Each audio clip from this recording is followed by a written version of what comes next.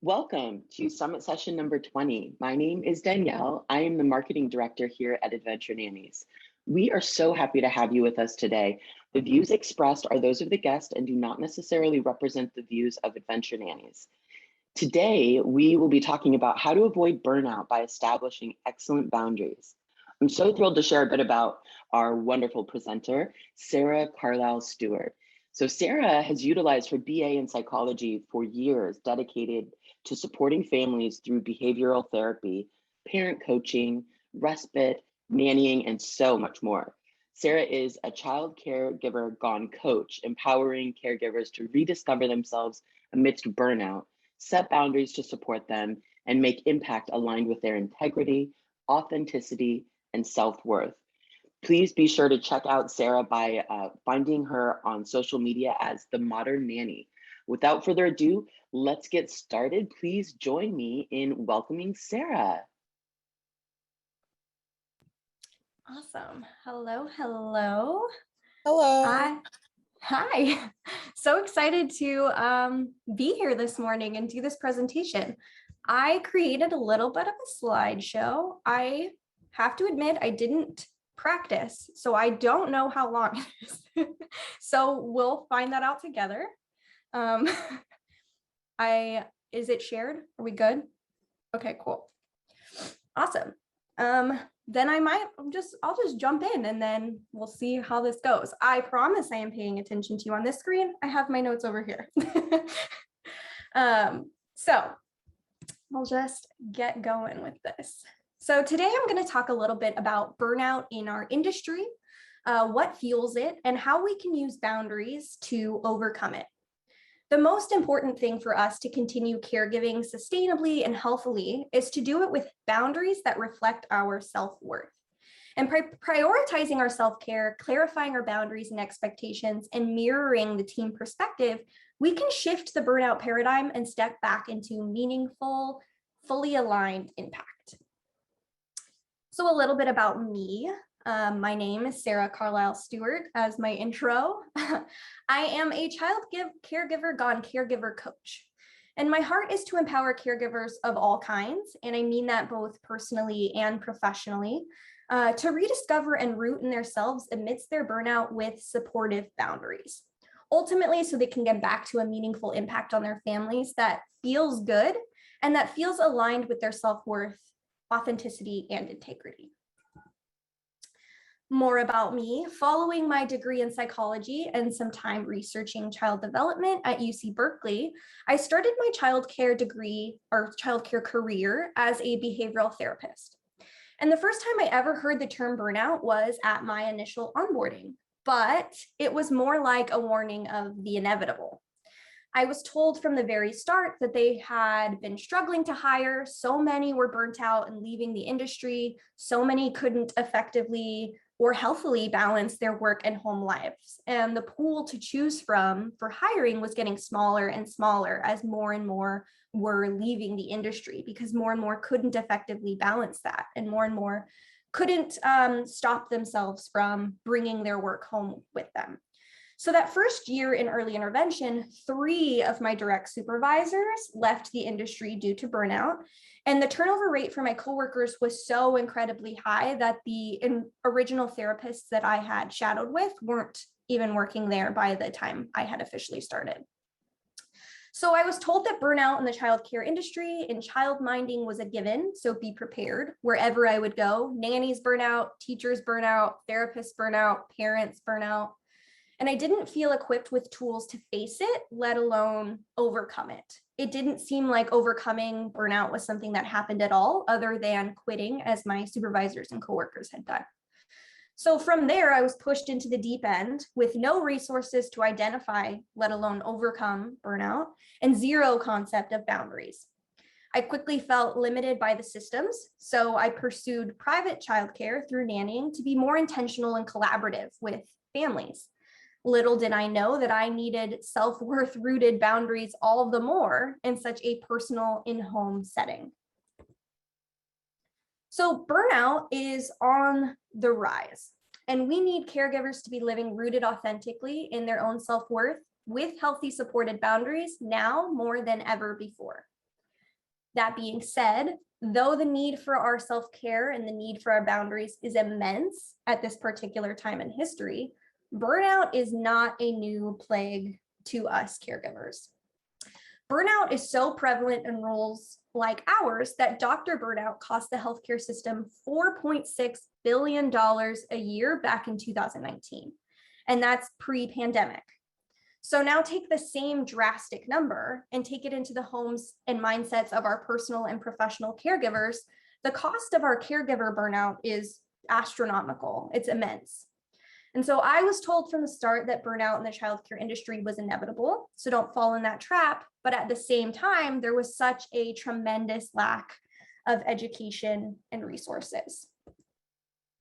So that's what this is. These are your tools and resources. First, I'm going to explain to you what burnout is and what it looks like. So burnout is the physical, emotional, and/or mental exhaustion caused by over-the-top, excessive, or prolonged stress, and particularly when that stress is so great that it outpaces our capacity to process it, to work through it, to complete the stress cycles that were created. So what does it look like? Well, it has external, physical, and internal emotional and mental components. And as a culture, we pay far more attention to physical ailments, things on the external, things that we can see. So we often think of burnout like running a marathon, hitting a wall, going right up until the moment until we break, till we fall, until we can't do it anymore. And that's true in many cases. That clues us in that something has gone awry. But sometimes burnout, and especially for us caregivers, is like running the marathon, seeing the wall, and somehow managing to scale it, somehow managing to keep performing, to keep going. So on the outside, we appear whole, but because we have so many other people that depend on us, we don't feel that way on the inside, and we can't really project that on the outside. So it can pop up when you feel overwhelmed by the amount of things to do, like analysis paralysis. There's so much and you can't figure out where to start. When you lose the emotional capacity to keep helping, to keep serving, to keep supporting, when you develop compassion fatigue, resentments, and cynicism. It can feel like a constant looming stress, like you've jumped so full force into your caregiving that you've taken all the energies and the feelings of everybody else, that you don't really have any of your own. Burnout can make you feel dread going to work, getting up in the morning, going towards the crib, going towards the bedroom. Burnout can make you feel physically sick, thinking about your duties, thinking about what's expected of you, thinking of the ways you're showing up for everyone but yourself. And because burnout is so gradual, all of these things sort of build up over time. The signs, the symptoms, the warning posts, they creep up on us very quickly. So there are also varying stages that lead us to this burnout. And I think it's important to recognize what that path looks like. Because like I said before, the only mention of burnout was at my initial onboarding, and it was just a warning of what was inevitably to happen. And I think a big part of that was we're not completely sure how we got there in the first place. It's just, okay, we're burnt out. I don't know how this happened. So I've affectionately named this the 7 deadly steps to burnout, kind of like the 7 deadly sins. So we can start to identify what we're going through, start to give names to what's happening, and start to just break down that taboo nature. So number 1 is the compulsion to prove your worth. This is where it all starts, where we root our self-worth, our self-esteem. That's why it's so easy for us as caregivers to slip into burnout, because we dive right into number 1. We feel good. We get rewarded for helping others, for doing good things, for solving their problems, for gaining their approval. And like I said, and we'll always keep repeating, it's not a bad thing to help others. It's a great thing, but it's a slippery slope when it becomes our root, when it becomes our only sense of identity. We want to be a good nanny, the best nanny. We want to be the best parent, the best helper, the best friend. When it overtakes as like a compulsion, check into number 2. Are you neglecting your own needs and putting your needs last, if ever getting to them at all? Anybody else had crumbs for lunch? Overextending beyond your resources. You know you need extra sleep and you really wanted to make it to the farmer's market, but you said yes to extra hours and extra duties despite knowing it's clearly negatively affecting your overall wellness. And so that leads us to number 3, a displacement of conflicts. You may feel guilty asking for time off, asking for a break, asking for a few minutes alone, may have even received backlash for expressing those needs in the past. And so you take that conflict internally, personally, and now ignore them, repress them completely, and harbor resentments about it. Eventually, that leads us to a revision of your values, acting outside of your integrity. And that sounds really serious, but it's not like serious like stealing from the job, though it can be. It's more like subtle, shameful, self-critical, perfectionistic tendencies that don't really honor our value or honor our true selves. Like an example I like to give, I recall waiting for my boss parents to get home and then conveniently looking busy when they would walk in, or conveniently looking like I was on the ground playing when they walked in. This further emphasized where I was rooted in step 1, because it was exacerbated by self-sabotaging and limiting habits that kept the burnout going. But ultimately, burnout makes you behave in ways that are foreign to you, making you feel completely lost from yourself, removed from yourself, completely muddied in the day-to-day. That eventually leads us to a denial of problems, possibly even unable to see them, let alone communicate them. Withdrawal and depersonalization, because who could ever feel this way? You start to feel overly responsible for the thoughts, feelings, and actions of others. Start to be unable to even recognize yourself, losing yourself in the process, isolating, pulling away from community, may have lost a sense of your individuality, doubting yourself and your capabilities. And then that brings us all to the big shebang: inner emptiness, depression, burnout. So the taboo, the nature, the attachment to our worth and fear ultimately keeps us from shining light on this pandemic to our caregiving. And I think because it's so under wraps, we're unaware of what it looks like or how it manifests for us. Because burnout for us caregivers is caused by the stress in our caregiving roles, the components to our role start to become those triggers. And those triggers highlight our deeply held beliefs about our success, about our identities, about our roles, what it means to be a caregiver. So burnout for us as caregivers is often fueled by codependent dynamics. In dynamics that you find your worth in, like a good helper, like a nanny, whatever your identity is. And so I like to introduce these conversations in a pretty straightforward way by saying, my name is Sarah, and I am a codependent caregiver. I joke because it's not Alcoholics Anonymous, it's not Al-Anon, it's not DARE, but I do say it like this because that's the only familiarity I had with codependency. It's like a really big and scary word, and because of stigma and misunderstanding, people just kind of like brush it aside. And I'm first to let you know, I didn't know anything outside about codependency outside of unhealthy relationships with like drugs and alcohol, abusive relationships, the more dramatic examples. And I did not realize that codependent dynamics had severely overstepped into my caregiving, into my work, and into my entire being. So I didn't know that codependency merely describes the energy exchange or the dynamic with someone or something. It describes the relationship, the excessive need for approval, worth, or identity, the enmeshment and entanglement of thoughts and feelings. I certainly never realized that I could be codependent with things that were good, altruistic, or even ultimately my sense of livelihood. For me, I had grown codependent with caring in general, with helping, with being a caregiver.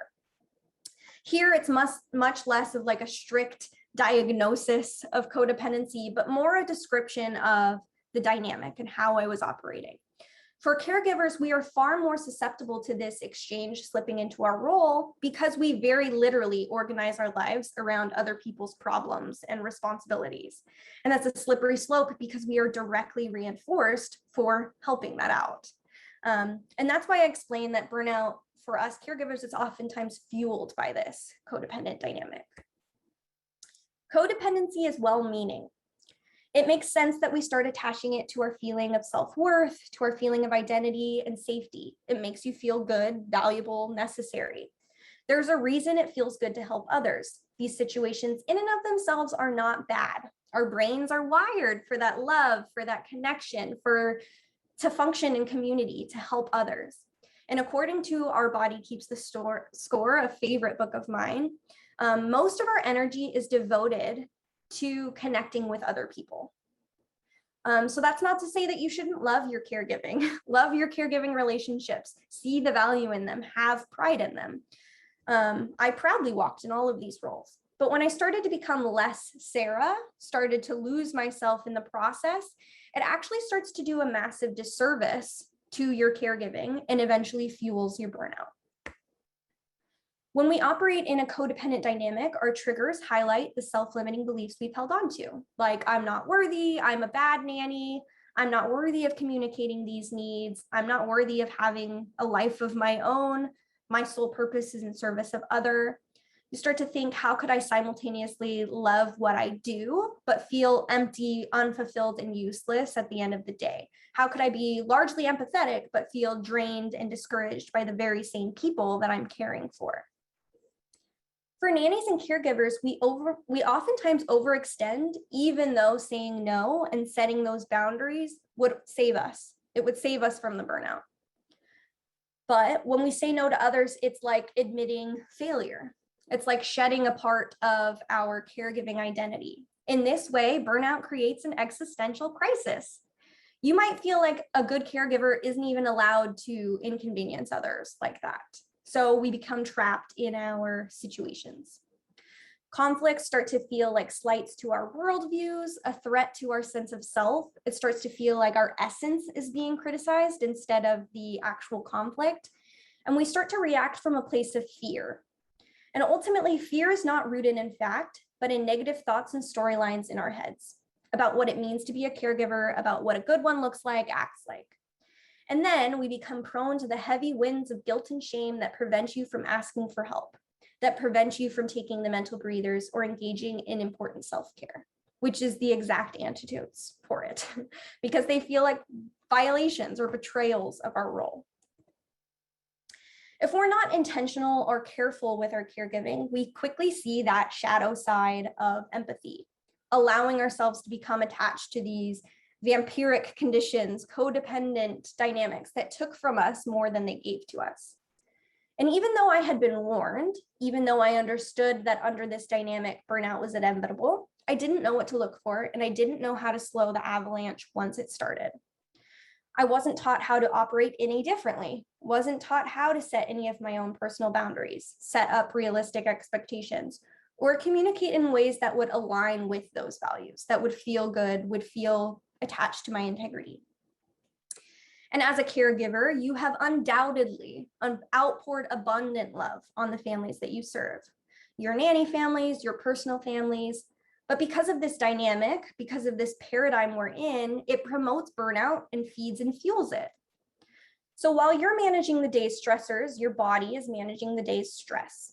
And it's absolutely essential to your well-being, the way sleeping and eating are essential, that you give your body the resources it needs to complete those stress cycles that are activated throughout the day. We caregive, so the stress might be every day. And sometimes those stressors are inescapable. They're children, like we can't just leave them. So sometimes it's not about getting rid of the stress itself, but by completing the cycle into every day. We have to rethink our goals for the caregiving roles that we have. It's so important to recognize the energetic role we have in the home. As nannies and caregivers, we typically enter into energies already at play. Kiddo threw a tantrum 10 minutes before you came in. Mom had a hard time putting Bobby to sleep last night. Breakfast is running late, so everybody's hangry. Oftentimes we feel the dynamics in a room before we even know about them. We are professionals at hitting the ground running. We're at professionals at anticipating the needs of other people. But because of this instincts may cause you to tiptoe and to make yourself smaller. Try not to trigger any of the extra stress. This may cause you to people please and act foreign for approval, attempting to counterbalance those thoughts and feelings, trying to make them feel more comfortable, no matter the cost to your own well-being. And many times we're hired out of necessity. Parents are returning to work, siblings are born, developmental delays appear, families are expanding and they need more helping hands. We know how to swoop in times of crisis. And consequently, we develop habits that are usually instinctual, but not always intentional, not always what we want to be doing. So we have increasingly more and more opportunities to bring this restoration to our families. As the modern family is experiencing more and more shifts, this last 2 years have looked so different than anything we've ever experienced before. Parents working strange shifts, siblings at home distance learning, parents working from home in rushed do-it-yourself DIY office spaces. Families are relying on the help of their village more than they have ever before. And so because of this, we have such a unique opportunity to reshape these systems that have been preventing us from healing, true growth, true restoration for the families we serve. And like the first stepping block to burnout, it starts with how we perceive our worth. It all starts with our mindset. It is so vital that we recognize the privilege, the honor in our roles as caregivers, as nannies, as parents, as just empathetic people. Own the healing presence and the influence that you have. Our kiddos are going to remember most how we respond to this unprecedented time in history, more so than the unprecedented time itself. To some of our kiddos, this time in general is very fear-inducing. It's really confusing. And this change to their lifestyle is unprecedented, and they feel those energies too. So instead of adapting to these energies as we have in the past, it's time we start influencing these energies. Like I mentioned, we often hit the ground running. We make habits that are instinctual, but not always intentional, not always rooted in the values that we want to be rooted in. There were so many ways that I was having self-sabotaging habits that were just not rooted in my self-worth, like walking on eggshells, like holding back my own thoughts and opinions, extending beyond what I'm comfortable with, working full weeks, even months in a row without personal time for rest and recuperation, neglecting my needs, driving home with like chopsticks, keeping my eyes open. Like all of these ways were ways that I was neglecting my own self-care. So it's so important for us to ensure that our cups are overflowing to be able to sustainably pour from them. We need to start putting on our hypothetical oxygen masks first. When I'm really in a rut, when I'm in the midst of my burnout, self-care is the farthest thing from my priority. When you're a helper, it's easier to brush off your own self-care because it feels like you're capable of helping more, of caring more. If I spend less time rub-a-dub-dubbing in the tub, I have more time to read books to little Timmy. But it's actually a huge disservice when we're operating at half full. It's so easy for us to keep going despite being hungry, tired, and afraid. Whether we recognize it or not, these are ways that we're neglecting our self-care and our self-worth. When we use this old narrative and this old pattern, we buy into the beliefs that we're unworthy of communicating our needs, unworthy of our own livelihood, that our sole purpose is in service of other. But this leads us to a false sense of humility. Again, caring is not the problem, that we're helpers isn't the problem, but the mindset that we are operating from. When I buy into the self-limiting belief that I can't get any self-care, and then I operate from that place, I fulfill it with self-sabotaging habits, like then overextending beyond what I'm comfortable with, putting myself in compromising situations because I fear speaking up, suppressing my own feelings, engaging in codependent dynamics. It's so important for the longevity of your wellness and for the family when everybody's authenticity is honored and celebrated. The second component to healing our burnout after the mindset is clarifying and setting the boundaries and expectations so that they are aligned with the values and the worth that you just incorporated in the first step. It may seem like a silly reminder, but you do not need to give every minute, every thought, every feeling of your day to those you care for to be a good caregiver. You don't need to care too much to be a good caregiver. In fact, caring too much that we lose ourselves and our purpose is a tremendous disservice to our loved ones. As we've sprinted to aid our families, sprinted to harmonize and balance out these energies, the tough feelings, I've noticed many of us developing that compassion fatigue, that caring too much. When you're invested so wholeheartedly in caring, when it's your existence and your entire being, it's easy to fall into that burnout trap. This is something that was all too familiar to us before COVID, before the pandemic, before the unprecedented. But now our families are experiencing various levels and severities of trauma, individual and collective. Loss of jobs, loss of work, loss of guaranteed hours, school year changes up, changes to the fundamentals of going back to school, changes to what vacations mean, fear and paranoia of sickness, spending time cramped on top of each other in close quarters. Instead of giving everything into caring too much, recognize that boundaries will provide the landscape for truly meaningful care so we can keep doing it and keep doing it well. Boundaries, like codependency, can sound like a really scary word, especially when the context we know it in is generally negative. Like my familiarity with codependency being only with drugs, alcohol, and abuse, the glasses through which I looked at boundaries was also negative. So I just threw them aside. There's no way that it's relevant to me. Boundaries in our current paradigm make us uncomfortable. We may start asking, can I be a good person? Can I be a helpful person and set boundaries? Why do boundaries make me feel guilty? Are boundaries harsh? Are they selfish? Are they mean? In our current system, in the current dynamics we're operating under, we're usually only setting hard boundaries. Setting boundaries in situations that are uncomfortable, situations that are confrontational, something happened, so you set a boundary.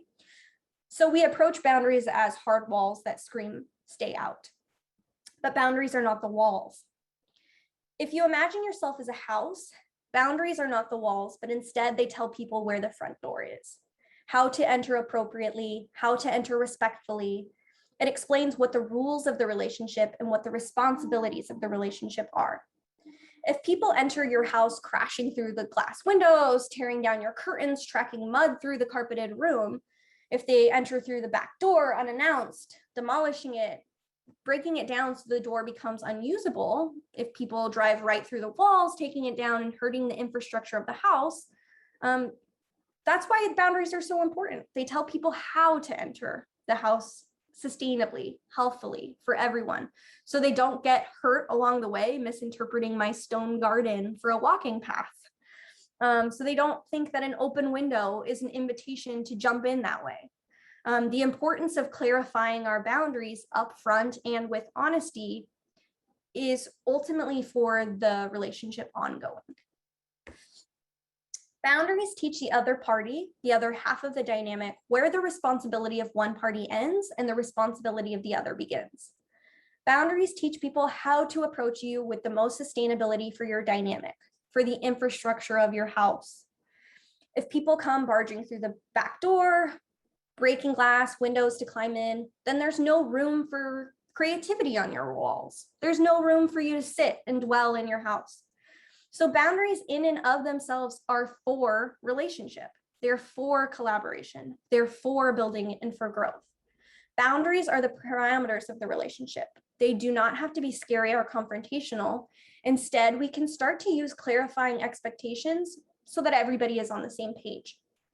When we set boundaries that are reflective of our self-worth, reflective of our self-care, they're actually directly in service of us to embrace a team mindset, to embrace a growth mindset with our families. When you clarify what's expected, everybody is able to show up with confidence. There's much less room for second guessing and much less room for icky feelings being left from miscommunication. And this is especially true as we are navigating these unclear waters during this pandemic time. Because of all of these changes, feelings in general are heightened. External stressors have been increased. We may now be on the receiving end of their feelings, their projected energies and thoughts, more than we were ever before. For us caregivers in particular, family tensions have risen. Parents could be working from home, families deciding what's best for them, siblings home when they would be normally out. Parents could be stressed working from home, deciding what's best for them. So many of these energies are bouncing around. And that's why it's so important for boundaries, because they lay the foundation for that team mindset. You are a caregiver. You're naturally empathetic, intuitive, empathic. You're a helper, maybe even a people pleaser, but you are not a punching bag. Oftentimes as caregivers, if we've bought into the self-limiting beliefs that we are less than or merely there as the help, or at my lowest, maybe I do get paid to be a punching bag. That story, that narrative, it no longer serves us. It actually never did. It prevented us from truly showing up for our families with impact. Instead, this is a chance to reset those expectations, shift the mindset, starting with us. When the critical companion in the back of our head tries to jump in to defend, when the feelings are projected onto the mirror that you are, and like I said, this is especially true in our time of pandemic, quarantine, shelter in place, work from home, more nannies working alongside parents as coworkers than they ever had before. I've seen many of us experiencing mom guilt at extreme levels. I tell nannies, because we are the mirror in the home, we are oftentimes going to be on the receiving end of feelings. And it isn't always reflective of us, but it does affect the energy of the day-to-day, does affect the dynamic between us, and does affect the opportunities for impact. So we can start to use these as opportunities to show up with a full healing presence, choose to influence that energy. This serves as an opportunity to actually turn up the volume in our caregiving, in our parenthood, in our nannyhood. It does not take long to start caregiving rooted in your self-worth, but it does require stepping up for yourself with powerful mindset shifts that dismantle those self-limiting beliefs and self-sabotaging habits that truly embrace the teen mindset. I've received questions like, how do I approach my mom boss defensive that kiddo sleeps for me, but not for her? How do I share my knowledge and expertise without condemning her or making her feel like I'm not on her side? And I always applaud these questions because it really illuminates the intention of the teen mindset. Nannying, caregiving, it's lovely because we can be intentional, but it can also feel overwhelming and unguided.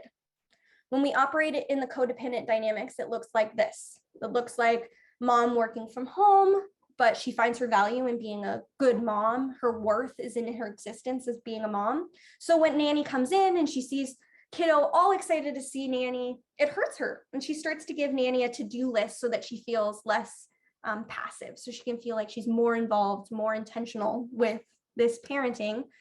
But at the same time, then nanny feels unseen, feels condemned, feels like, haven't I been doing this for 3 years? Why do I need a to-do list for today? So then we're just operating on this other level. And when we operate in this codependent dynamic, it triggers our self-limiting beliefs like, oh, I'm just not a good mom. Oh, I'm just not a good nanny. I must be a bad nanny. All of the lies that we've bought into and absorbed about our worth based on culture, movies, shows. We receive the criticism or the tinge of mom guilt, and it's really all of that other stuff that's coming up. We've become accustomed to defining ourselves on our roles, our beliefs, our ideas, and we start to take that on top of these self-limiting beliefs and start to engage in ways that are self-sabotaging and preserve the idea that we are less than, that we're unworthy, or that we're bad. It can start to feel like that tinge of mom guilt is a criticism to our being, to us, to our essence. And then we jump without recognizing to the defense, something that we as caregivers do all the time. We kind of step outside of our bodies and just keep going. And we start operating from that place. Instead, when we stop, identify where the feelings are, readjust and pivot the mindset, we see that the very personal nature of our job is kind of a codependent playground. But it's much easier to see the codependent bait when you're captivated by your own purpose and rooted in your own self-worth. The guilt trips, the others' feelings, the projections of insecurities are also the very things that make this work fruitful when we approach them as opportunities to grow. We are the mirror in the home of the families we serve. When we receive these, we have the opportunity to reflect back love, worth, and intentionality. Let's reset expectations, welcome projections, and set boundaries and emulate a loving, healing response. This is such a powerful way to embrace and embody the teen mindset by not taking on the feelings and actions of others, but by walking with them through them. That way, when things do happen, when little Bobby doesn't sleep for mom, We're confident in our worth, we're strong in our values and boundaries, and we can bring out our methodologies, bring out our step-by-steps in non-confrontational, collaborative ways. We're able to recenter and return back to the intention of it all: a happy, healthy kiddo, a happy, healthy family. In the end, I like to return this to an opening of a conversation. I think all too frequently when we're operating from a place tied to our worth in this codependent dynamic, we're really afraid to ask for help. We're afraid to candidly and transparently talk about the things that we're going through. When we receive our worth from caregiving, we might feel like we're a failure by admitting we need help, by admitting that we need the boundaries. But I call this a conversation to remind us that we are all called to emulate here, that it takes a village to raise our families, to raise ourselves, to live in community with others. So in order to make a shift in the burnout paradigm, we need to shift our focus to celebrating caregivers in their fullest authenticity. And that's what I have for you guys. First of all, I just want to say, Sarah, that was incredible. My mind is racing right now. I had like a very put together sort of idea of what I wanted to ask you throughout Q&A, but honestly, you just blew my mind. And I just want to say thank you so much.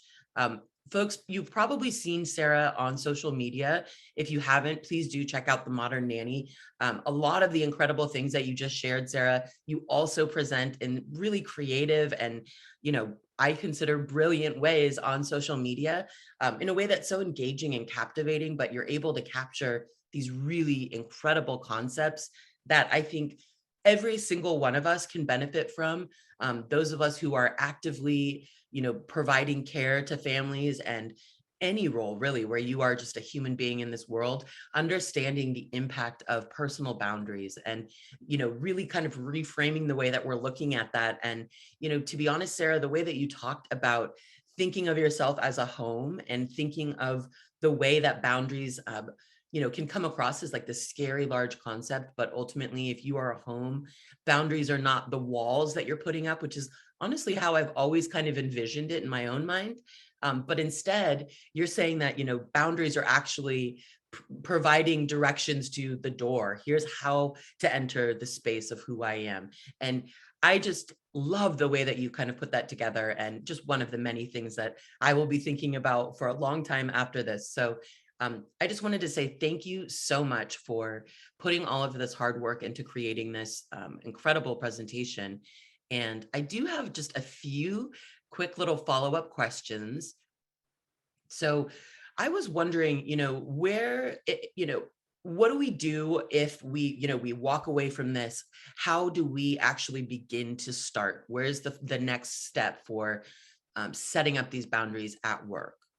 Yeah, totally. Yeah, it's hard to kind of start, because it's like, well, I've been doing all of this for so long and it's kind of been working for me, I guess. And I don't know how to like really basically change up the entire system. Because we kind of think of boundaries or these boundary conversations as really confrontational, especially with our employers, we kind of like something went wrong and that's why we have to bring it up. And so that's why we kind of think of boundaries as like this negative thing, because it's like something hurt me and that's why I have to bring it up. So I really suggest to all caregivers to kind of create a consistent check-in with your nanny families. So it's not that every time you're talking, it's something negative or something critical or something that needs to be changed. But instead using those conversations as times to build. So having a weekly, monthly, it doesn't have to be weekly, because I know that can get really overwhelming. Yeah. But having just like a monthly, like, it doesn't even have to be long, just like, let's check in to see where we're at, if the things that we've been doing throughout this week have been working for us, if they've been jiving for us, if they actually meet the realistic idea of what things are. Because I think sometimes we set rules and expectations for our kiddos with our employers set them, and it's like in this idealized world and it's like, oh, it doesn't actually fit us in this actual current context. So creating those growth driven conversations consistently and having them be something that is just like a given. It's not looming, scary conversation. It's just a conversation we have naturally. Yeah. And I think just opening that door to communication with our employers, because like I said, sometimes we leave it until something bad has happened, and that's when we have to bring things up. But if we start having those conversations where it's like not just everything bad, but we're talking about what worked. Yeah. So then we can kind of adjust and pivot from there. I love that. Sarah, I think that's so perfectly said. And, that's something we talk about a lot at Adventure Nannies, especially when we're working with folks who are joining into a new family and a new dynamic. And, like you said, as a care provider, we really operate as a mirror to the energy in the home and the dynamics that are happening within the home. And I think having the ability to establish right off the bat a really consistent process for how we're going to communicate, not just the bad things or the challenges or the grievances, but also the good things, the developmental milestones that are happening and the amazing moments that, take place between you and the children that you're caring for, that you want to make sure to share with the rest of the family. I think having that established where, whether it's weekly or monthly or whatever makes sense for your work dynamic, to have that established, it really opens the door to broach these more difficult conversations in a way that doesn't feel difficult, but feels more like this is a part of how we process things. And this is the way that we work together. And we have a few questions in the chat that I think will really be helpful to hear your perspective on, Sarah. So I'm going to kind of paraphrase just because we are a little bit low on time and I do want to be respectful of everyone's time. But we have a wonderful audience member, Megan, who is wondering a bit about trying to ask for a raise and trying to set healthy boundaries around that, because it sounds like in a previous experience, they'd asked for a raise and then the boss ended up kind of negotiating to the point where they ended up kind of offering to do more work in order to earn that additional money. And so I think, again, the question is, how do I sort of ask for what I do believe I'm worth when it comes to the financial compensation? This is her 4th year working with them. So I'm saying, I don't want this to happen again. Raises should be because we're already doing enough to earn them, not having to prove to do more and offering to do more just to get that. So do you have any sort of idea of how you would recommend kind of setting up that boundary? Yeah. So it's so interesting when we talk money in the caregiving space, because it just gives us so much like icky, weird feelings. But it's like in these corporate spaces, they're just talking about it like free. Like it's like, this is the name of the game. Like this is just part of it. And that's all that money really is. It's just an exchange of energy. And so sometimes, yes, we do have to do a little bit of education for our employers to kind of educate them what that energy exchange is, because so much of our work is invisible. Yeah. And that's another reason why having those frequent conversations is helpful for you, especially when it comes to asking for a raise later down the road, because you're making your invisible work visible. You're showing them like, this is what I'm doing, so that when I come up to my raise, I'm not having to prove to you that I've done all of this stuff. Instead, you've seen it this last year because we've consistently talked about it throughout the year, how I am showing up, and you are able to see that work. But another way to kind of have a conversation, I think a lot of the time we think of the term raise, but really what we're talking about is like a wage adjustment. It's less so like I'm adjusting my wage to represent what I'm doing, as opposed to getting a raise, which means I am adding more responsibilities, which means I am adding more. You're going to expect more of me if I'm raising to a higher caliber. Instead, we are adjusting our wage to represent what's actually happening. And so I would suggest taking a look at what other families in the area are offering and what's expected of them, so that you can come to your employer with, this is what other nannies in the industry are providing, and this is what they receive for providing that. And so I provide this is what I expect to be receiving, and this is what other families in the area are providing. Like, this is what the consensus, I guess, would be. Because I think, again, it does require a lot of education on our part to educate our employers about like, this is what the norm is. This is the industry norm. This isn't me just being like crazy wackadoodle asking for this stuff. This is normal. And this is what the industry standards are.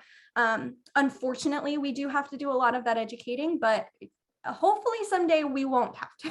Right.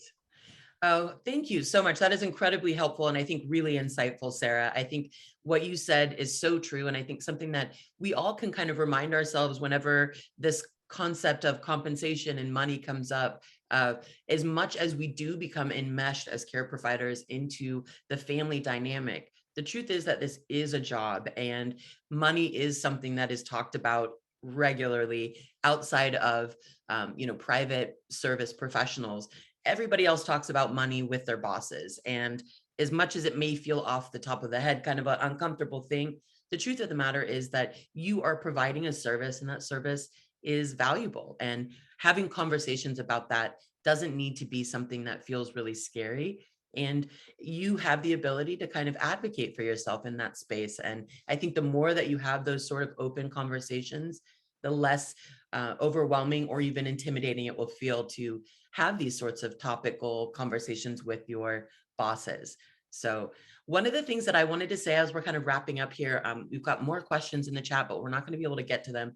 Excuse me. But what I wanted to say is that, Sarah, you have some incredible services that you offer for this community. And I think if anything, this last hour has really illuminated how many different incredible sort of things that you have to offer and share in terms of support for people who are care providers because of your extensive experience and because your deep understanding of psychology and the way that we operate as humans. So what I would love is to really strongly suggest that everybody here and everyone who's watching the recording later, if you have additional questions for Sarah, check out her website where she offers one-on-one coaching, which would be such an amazing way to really set yourself up for a wonderful new year, would be to really invest in yourself in this way. So Sarah's one-on-one coaching and more amazing resources can be found at 𝘫𝘮𝑛𝑛𝑦.cartera.com. And I'm going to spell it just because it's a little bit unusual and I want people to be able to find it. Do keep in mind, if you are unable to jot this down right now, no worries. You can head to adventurenannies.com and find it on our blog. You can find it on our Instagram, on our Facebook. But just for ease here, I am going to just spell it out. So it's themodernNanny.cartera.com.